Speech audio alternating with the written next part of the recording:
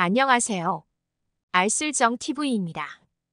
오늘은 알아두면 쓸모있는 일반 시사 상식 문제를 다뤄보려고 합니다. 퀴즈 형식으로 준비했으며 문제는 총 10문제입니다. 여러분의 지적 호기심을 마음껏 발휘해보세요. 첫 번째 문제입니다. 토지의 단위 면적당 가치를 나타내는 가격으로 정부가 매년 조사하여 공시하는 토지 가격을 무엇이라 할까요?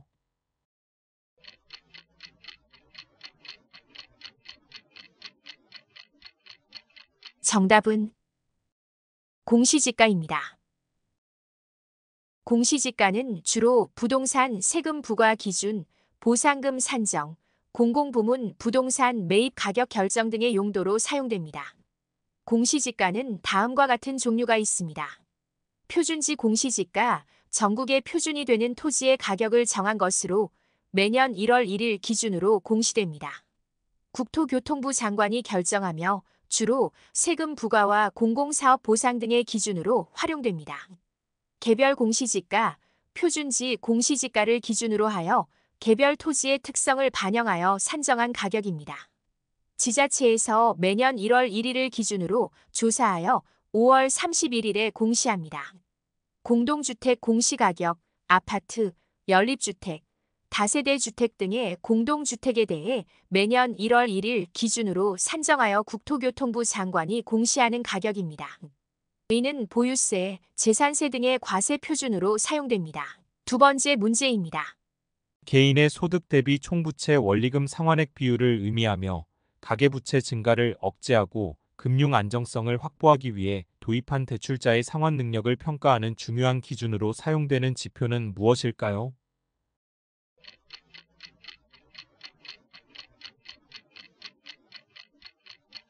정답은 DSR, 총부채 원리금 상환 비율입니다. DSR을 통해 금융기관은 대출자가 부담할 수 있는 최대 부채를 산정하고 그에 따라 대출 한도를 결정합니다. 그렇게 하여 대출 부실의 위험을 줄이고 금융 시스템의 안정화에 기여할 수 있습니다. 대출자 또한 본인의 DSR을 통해 자신의 부채 상환 능력을 스스로 평가하고 과도한 부채를 피할 수 있습니다. 그러나 소득의 변동성이나 부채 상환 구조를 제대로 반영하지 못한다는 한계도 있습니다. 세 번째 문제입니다.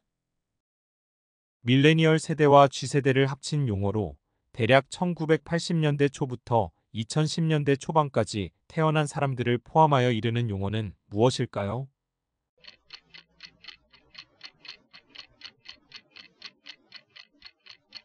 정답은 MZ세대입니다.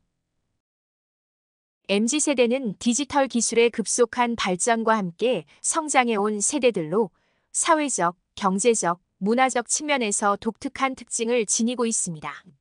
이들은 디지털 기기를 능숙하게 다루고 소셜미디어를 적극적으로 활용하며 다양한 인종, 문화, 성별에 대한 포용성과 개방적인 태도를 가지고 있습니다. 또한 환경보호, 인권 등 사회적 이슈에 대한 높은 관심과 적극적인 참여의식이 있고 물질적인 것보다 경험과 가치를 중시하는 소비 패턴을 보입니다. 마지막으로 일과 삶의 균형을 중요시하여 개인의 행복과 만족을 매우 중요하게 생각합니다. 네 번째 문제입니다. 제2차 세계대전 이후 소련의 팽창주의와 공산주의의 확산을 막기 위해 서방 국가들이 협력하여 집단 방위 체계를 구축할 필요성을 느껴 1949년 4월 4일 북대서양 조약을 통해 설립된 국제군사동맹은 무엇일까요?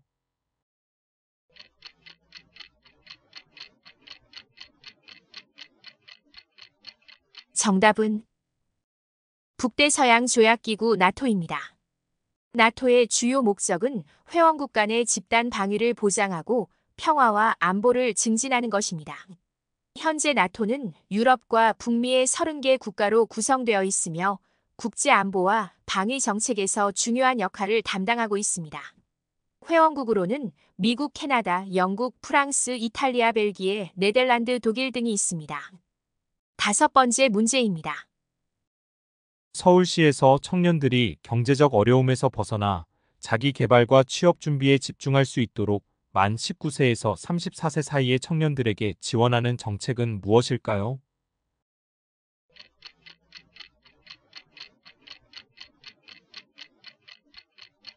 정답은 서울시 청년수당입니다.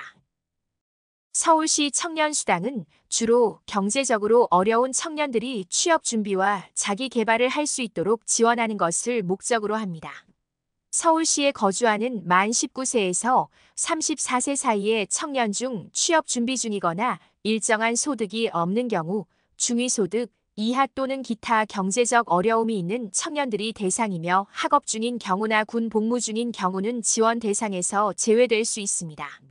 매월 일정 금액의 수당을 최대 6개월 동안 지급되며 2023년 기준 매월 50만 원을 지급하였습니다. 수당은 현금으로 지급되며 청년들은 이를 통해 생활비, 교육비, 취업준비 비용 등을 사용할 수 있습니다.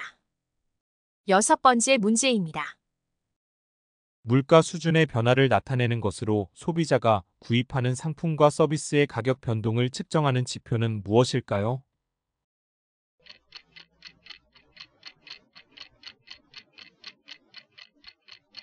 정답은 소비자물가지수 CPI입니다. 소비자물가지수 CPI는 경제 전반의 인플레이션이나 디플레이션을 평가하는 데 사용되며 일반적으로 정부 중앙은행 경제학자들이 경제 정책을 수립하고 경제 동향을 분석하는 데 중요한 역할을 합니다. CPI는 식품, 의류, 주거, 교통, 의료, 교육, 오락 등 다양한 소비재와 서비스 항목의 가격 변동을 포함합니다. 이들 항목은 일반 가게가 소비하는 대표적인 상품과 서비스로 선정되며 가계의 소비 패턴을 반영합니다. CPI의 사용 목적으로는 인플레이션의 측정, 경제 정책 수립의 지표, 실질 소득과 구매력 분석 등 다양한 목적으로 이용됩니다. 7번째 문제입니다. 팔레스타인 자치정부 내에서 가장 강력한 정치 및 군사 조직 중 하나로 이스라엘과의 무력 투쟁을 통한 팔레스타인 독립을 목표로 하는 이 조직은 무엇일까요?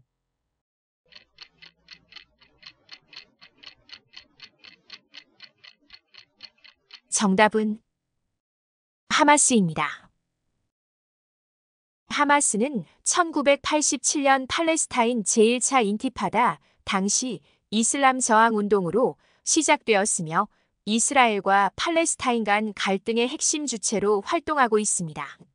팔레스타인 저항단체 중 유일하게 무력에 의한 팔레스타인 독립을 추구하며 민간인을 구분하지 않고 공격을 하고 있다는 점에서 비판을 받고 있습니다.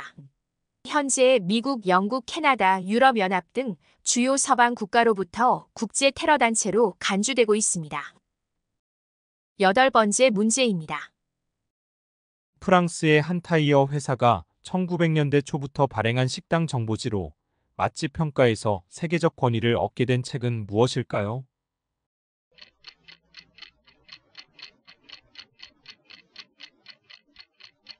정답은 미슐랭 가이드입니다. 9번째 문제입니다. 백제 의자왕 때 사택지적이 세운 비석으로 현존하는 백제의 유일한 비석은 무엇일까요?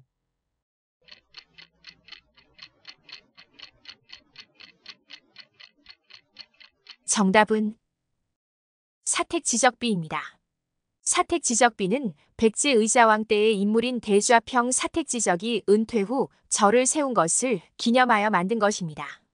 비석의 형태를 갖춘 유물로서 백제인의 손으로 제작된 유일한 경우로 백제 말기의 문화를 보여주는 중요한 유물입니다. 사택지적비는 백제 후기 귀족들의 삶과 사상을 이해하고 백제 관등을 이해하는데 매우 귀중한 자료이며 또 격조 높은 문체와 서법은 백제의 수준 높은 문화를 잘 보여줍니다. 마지막 10번째 문제입니다. 고려시대부터 존재했던 국자감이 조선시대에 와서 계층된 것으로 조선시대 최고의 교육기관이며 유학교육을 담당한 이곳은 어디일까요?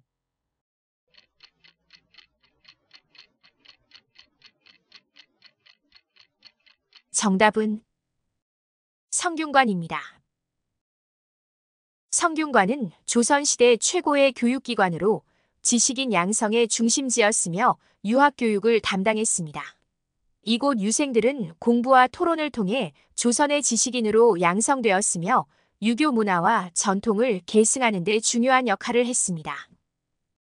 끝까지 시청해 주셔서 감사합니다. 더 좋은 영상으로 찾아뵙겠습니다.